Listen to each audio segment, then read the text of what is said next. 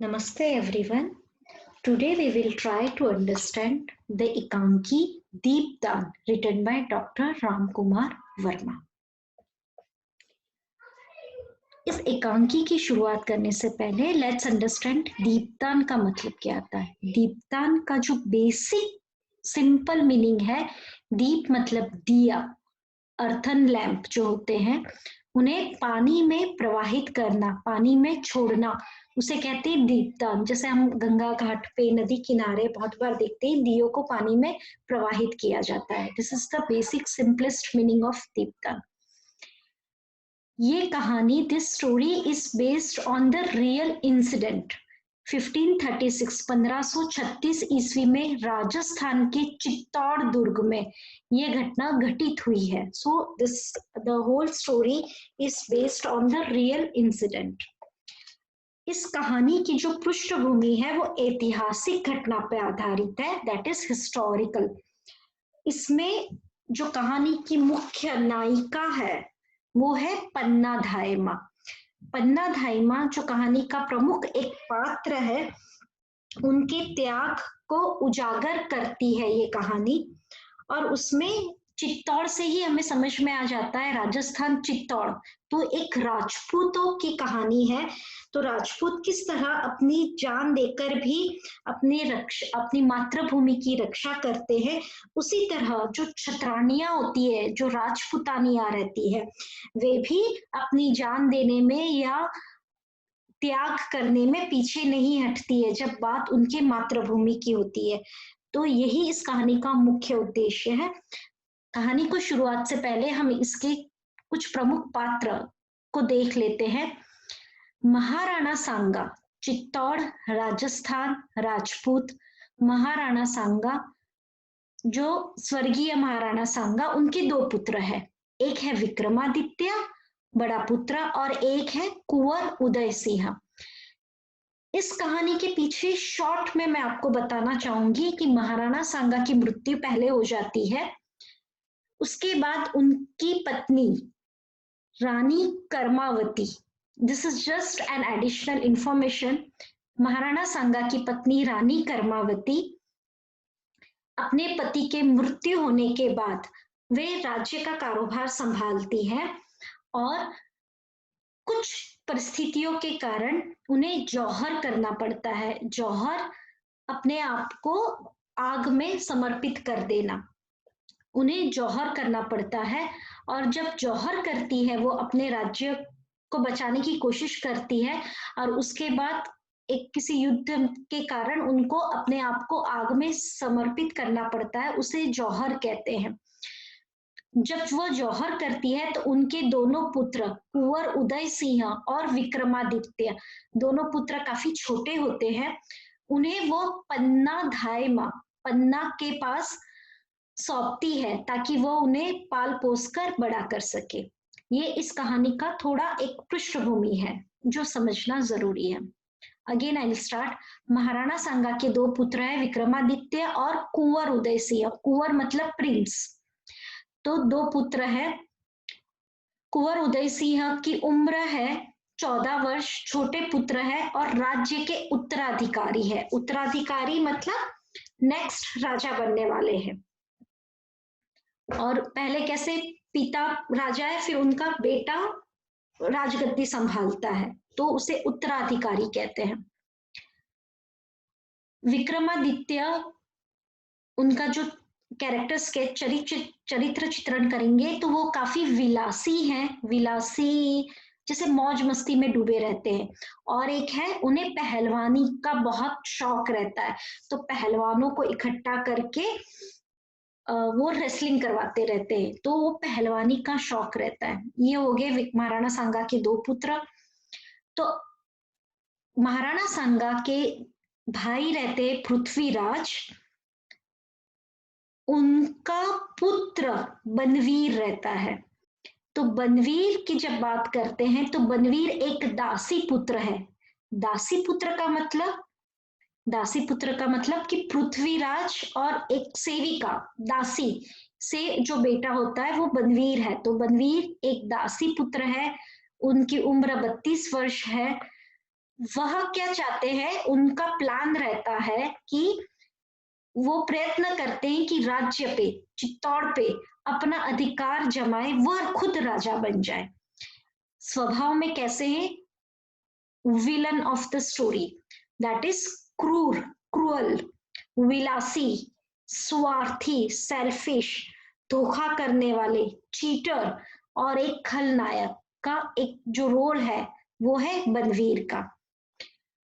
अब आते हैं हम कहानी की, जो हमारी नायिका है वो है पन्ना धायमा। धायमा मतलब जो रियल मदर नहीं होती है पर पाल पोस कर बड़ा करती है। तो कुंवर उदय सिंह की धाय माँ है पन्ना। पन्ना को सौंप कर रानी कर्मावती अपने दोनों पुत्र को सौंपती है ताकि वो चित्तौड़ के उत्तराधिकारी को पाल पोस कर बड़ा कर सके। तो पन्ना का चरित्र चित्रण कुंवर उदय सिंह की देखरेख और लालन पालन का काम करती है। पन्ना एक खींचो जाति की राजपुतानी है, वो काफी स्वामी भक्त स्त्री है, स्वामी भक्त, लॉयल है वो काफी। उन संरक्षिका, संरक्षिका मतलब प्रोटेक्टर है। किसको प्रोटेक्ट कर रही है? कुंवर उदय सिंह, जिनकी उम्र काफी छोटी है। और पन्ना धायमा की उम्र है 30 वर्ष। तो हम पन्ना धायमा को देखेंगे तो she is a protector, very brave, loyal to Maharana Sanga and मातृभूमि, एंड शी इज वेरी देशभक्त। तो यहाँ पन्ना का सबसे बड़ा उत्तरदायित्व है कि वह कुंवर उदय सिंह को संभाले, उनके बड़ा करे। पन्ना धायमा का खुद का एक पुत्र है, वो है चंदन। चंदन जिसकी उम्र 13 वर्ष, कुंवर उदय सिंह 14 वर्ष, चंदन की उम्र 13 वर्ष, मतलब ये दोनों बच्चे साथ में खेल के बड़े हुए हैं। चंदन अपनी माँ पन्ना को और कुंवर से बहुत प्रेम करते हैं, स्नेह रखते हैं। तो चंदन साहस, बहुत ब्रेव है और स्नेह का प्रतीक है। अब और हम देखेंगे सामली एक कैरेक्टर है जो अंतपुर की परिचालिका है। अंतपुर क्या होता है? अंतपुर होता है रानी निवास। रानी निवास मतलब जहां पे किंगडम, राज्य की जो रानी, क्वीन और दूसरी जो फीमेल होती हैं, जो महिलाएं होती है, उन्हें रहने के लिए उनका खुद का एक महल रहता है जहां पर मेल आर नॉट अलाउड। तो मेल्स आर नॉट अलाउड, तो वहां पे सिर्फ और सिर्फ स्त्रियां रहती है, उसे कहते हैं अंतपुर। अंतपुर की परिचालिका, परिचालिका सेविका, केयर टेकर, आयु 28 वर्ष। एक और है कीरत। कीरत कौन है? कीरत जूठी पत्तल उठाने वाला बारी है। बारी मतलब एम्प्लॉय, कर्मचारी है जो जूठे पत्तल उठाता है। पुराने जमाने में जैसे राजा लोग बड़े बड़े पत्तलों में खाते थे, जैसे हम प्लेट्स में खाते थर्मोकॉल की, वैसे पहले पत्तों में बड़े बड़े ड्राई लीफ के पत्ते बनाए, प्लेट्स बनाई जाती थी। तो उन जूठी पत्तलों में जो लोग खाते, जो पत्तलों में खाते थे, उन्हें जूठी पत्तलों को उठा के क्लीन करने का काम कीरत का था। तो कीरत इज एम्प्लॉय, उसे कहते हैं बारी। उसकी आयु है 40 वर्ष। सी यहाँ पे मैंने जो भी इंग्लिश वर्ड्स यूज किए हैं that is just for the understanding purpose. आप लोगों को जब भी लिखो सामली अंतपुर की परिचालिका ही कहेंगे। इसमें एक और कैरेक्टर है, आई थिंक हम लोग उसे देखेंगे। सोना। सोना कौन है? सोना है रावल स्वरूप सिंह की लड़की, जिसकी उम्र 16 वर्ष है, दैट इज 16 ईयर्स। वो काफी रूपवती है, ब्यूटीफुल है, नटखट है, और वह कुंवर उदय सिंह के साथ खेल कूद कर बड़ी हुई है। तो सोना 16 साल, हमारे जो कुंवर उदय सिंह है 14 साल और चंदन 13 साल, वो लोग खेल कूद कर एक साथ बड़े हुए हैं। तो सोना एक नृत्यांगना है, ब्यूटीफुल है, रूपवती है, बातें बहुत अच्छे से करती है और वो किसके पक्ष में है? वो बनवीर के पक्ष में है। इस कहानी में जो बनवीर है वह कुंवर उदय सिंह को और विक्रमादित्य को की हत्या करके उनकी हत्या करके चित्तौड़ की राजगद्दी हड़पना चाहता है और पन्ना धायमा अपने बेटे चंदन का बलिदान देके अपने बेटे चंदन का बलिदान देके पन्ना धायमा चंदन का बलिदान देके कुंवर उदय सिंह की जान की रक्षा करती है, मतलब चित्तौड़ के उत्तराधिकारी के प्राणों को बचाती है। ये कहानी है। बनवीर कुंवर उदय सिंह विक्रमादित्य की हत्या करके चित्तौड़ का राज्य हड़पना चाहता है और पन्ना अपने पुत्र चंदन की आहुति देके, मतलब चंदन की मृत्यु हो जाती है तो चंदन के प्राणों की बलि देके पन्ना कुंवर उदय सिंह, प्रिंस उदय सिंह के प्राणों की रक्षा करती है और चित्तौड़ के भावी उत्तराधिकारी, भावी राजा को बचाती है, उत्तराधिकारी को बचाती है। I think this much is very clear to you all. Let's start with the story. हम जब स्टोरी है तो ये 1536 के साल की स्टोरी है। रात्रि का दूसरा प्रहर है। मैं हमेशा कहती हूँ कि whenever we start with any एकांकी, आप लोगों को इमेजिन करना है कि दिस इज जो स्टेज शो हो रहा है, तो स्टेज का जो दृश्य है वो है कुंवर उदय सिंह का कक्ष। कक्ष मतलब कमरा पूरी तरह सजा है, रेशमी पर्दे लगे हैं, पार्श्व में मतलब साइड में उदय सिंह, कुंवर उदय सिंह जिनकी उम्र 14 साल है, उनका बेड शैया बनी हुई है, पन्ना धायमा है और पीछे पर्दे के पीछे कुछ गाने बज रहे हैं। We can skip the song over here. Uday Singh दौड़ता हुआ आता है और पुकारता है, धायमा धायमा। कोई उत्तर नहीं मिलता। धायमा कहाँ है? फिर पुकार कर, धायमा। पन्ना भीतर से आती हुई, क्या है कुंवर? अरे सांझ हो गई, शाम हो गई, तुमने अभी तक अपनी तलवार म्यान में नहीं रखी। कुंवर उदय सिंह भोले हैं, 14 साल की उम्र है, अभी तक खेल रहे हैं अपनी तलवार से। तो धायमा कहती है कि शाम हो गई, अभी तक आपने अपनी तलवार म्यान, व्हाट इज म्यान? म्यान जहां पे तलवार स्वॉर्ड को रखा जाता है, that covering is called as म्यान, जहां पे तलवार को रखा जाता है। उदय सिंह कहते, धायमा देखो ना, कितनी सुंदर सुंदर लड़कियां नाच रही है, गीत गाती हुई तुलजा भवानी के सामने नाच रही है, चलो ना देखो ना। यहाँ मैं आपको बता दूं कि बनवीर जो अपने एक षड्यंत्र रचता है, एक प्लान बनाता है, उस प्लान के हिसाब से सारी वहां की जो सुंदर सुंदर लड़कियां रहती है वो एक कुंड में दीपों का एक उत्सव रखते हैं, जहाँ पे दीपक को पानी में प्रवाहित करते हैं।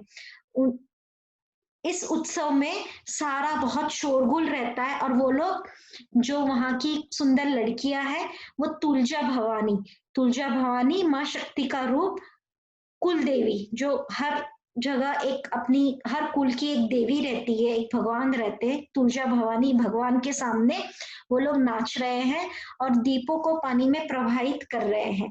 तो बनवीर को का ये षड्यंत्र था कि इस पूरे उत्सव में वो किसी तरह आज उदय सिंह को मार देना चाहता था। उसी उत्सव की बात उदय सिंह कर रहा है कि देखो ना कितनी सुंदर लड़कियां नाच रही है, चलो ना उधर जाके नाच देखे। पन्ना, मैं नहीं देख सकूंगी मेरे लाल, मेरे बेटे। उदय सिंह, नहीं धायमा, चलो ना थोड़ी देर के लिए, चलो ना। नहीं कुंवर, मुझे इस समय नाच देखना अच्छा नहीं लगता। उदय सिंह, क्यों नहीं अच्छा लगता? मैं तो उन्हें बड़ी देर तक देखता रहा, जो सुंदर सुंदर लड़कियां नाच कर रही है, मैं तो बहुत देर से देख रहा हूँ और वे भी मुझे देख रही है, वे भी तो मुझे बड़ी देर तक देखती रही धायमा। मैं कितना अच्छा हूं ना धायमा। तो यहाँ उदय सिंह काफी भोले हैं, जो उन्हें देख रहे हैं, उन्हें कहीं ना कहीं टीनेज है, उन्हें पसंद आता है कि हाँ मुझे भी तो वो लोग देख रहे हैं। पन्ना, बहुत अच्छे हो, तुम बहुत अच्छे हो, तुम तो चित्तौड़ के सूरज हो। महाराणा सांगा जी के छोटे कुंवर हो, छोटे पुत्र हो। सूरज की तरह तुम्हारा उदय हुआ है। उदय होना जैसे सनराइज होता है, वैसे सूरज की तरह तुम्हारा भी उदय हुआ है। तभी तो तुम्हारा नाम कुंवर उदय सिंह रखा गया है। तो क्वेश्चन, कुंवर का नाम उदय सिंह क्यों रखा गया है? तो कुंवर कौन है? चित्तौड़ के सूरज है, चित्तौड़ के उत्तराधिकारी है। जिस तरह सूरज चमकता है उसी तरह सूरज चमकता है, उसी तरह चित्तौड़ के उत्तराधिकारी का उदय हुआ है। इसलिए महाराज ने महाराणा सांगा ने अपने छोटे पुत्र का नाम उदय सिंह रखा। उदय सिंह हंसकर, अच्छा यह बात है, पर क्या रात में भी सूरज का उदय होता है? मैं तो रात में भी हंसता खेलता रहता हूँ। अब इतनी बड़ी बातें उदय सिंह को जल्दी से समझ में भूले हैं, तो वो कहते हैं कि अरे क्या रात में सूरज निकलता है? मैं तो रात में भी हंसता हूँ। दिन में तो तुम चित्तौड़ के सूरज हो कुंवर, और रात में तुम राजवंश के दीपक हो, महाराणा सांगा के कुल दीपक। तो पन्ना कहती है कि तुम हमारे कुल दीपक हो। कुल दीपक मतलब सक्सेसर ऑफ द फैमिली। जो हमारे बच्चे रहते हैं वह हमारा जो फैमिली है, हमारा जो परिवार है, उसके दिए के समान रहते हैं, जो आगे लेके जाते हैं फैमिली को, उसे कुल दीपक कहते हैं। उदय सिंह, कुल दीपक? कहीं तुम मुझे दान न कर देना धाय माँ। वे नाचने वाली लड़कियां तुलजा भवानी की पूजा में दीप दान करके ही नाच रही है। तो यहाँ उदय सिंह हंसते हुए कहते हैं कि अगर मैं दीपक हूँ, एक दिया हूँ, तो जिस तरह लड़कियां वहां उत्सव में तुलजा माँ भवानी के सामने पूजा में दियों को पानी में प्रवाहित कर रही है, उसको कहते हैं दीपदान कर रही है, उस तरह कहीं तुम मेरा दान मत कर देना। वे दीपक छोटे से कुंड में, कुंड पॉन्ड, छोटा सा एक आर्टिफिशियल पॉन्ड यहाँ बनवीर बनवाता है, उसे कहते हैं छोटे से कुंड में कैसे नाचते हैं। धायमा, आप इमेजिन करोगे तो छोटे छोटे दिए जब पानी में छोड़े जाते हैं तो वो बहुत सुंदर दृश्य रहता है। बस वही कह रहे हैं। चलो ना धायमा, तुम उनका दीपदान देख लो। जिस तरह उनके दीपक नाचते हैं उसी तरह वे भी नाच रही है। तो जिस तरह दीपक, जैसे दिए की जो रोशनी होती है, द फ्लेम, वो जिस तरह डांस कर रहे छोटे छोटे दीपक, इट लुक्स ब्यूटीफुल जैसे हम लोग बोलते, उसी तरह वहां सुंदर सुंदर लड़कियां भी नृत्य कर रही है। पन्ना, मैं इस समय कुछ नहीं देखूंगी कुंवर। पन्ना को कहीं ना कहीं पता रहता है बनवीर के जो क्रूर इरादे हैं, इसलिए पन्ना कहती है कि मैं नहीं देखूंगी। उदय सिंह रूठ जाते हैं, और रूठ जाना, गुस्सा हो जाना, तो जाओ मैं भी नहीं देखूंगा, मैं उदय सिंह भी नहीं बनूंगा, और कुल दीपक भी नहीं, कुछ नहीं बनूंगा। तो उदय सिंह कहते जाओ, मैं भी ये सब तुम जो बोलती है वो नहीं करूंगा, मैं कोई तुम्हारा कुल दीपक नहीं हूँ। पन्ना कहती है, रूठ गए कुंवर, रूठने से राजवंश नहीं चलते, जाओ विश्राम करो, आराम करो। देखो तुम्हारे कपड़ों पर धूल छा रही है, तुम्हारे कपड़े गंदे हो गए, धूल छा रही है। दिन भर तुम तलवार का खेल खेलते थक गए होंगे, जाओ शैया बेड पर सो जाओ, मैं तुम्हारी तलवार अलग रख दूंगी। पन्ना कहती है कि रूठने से राजवंश नहीं चलते, अगर इस तरह से रूठोगे तो राज्य कैसे चलाओगे?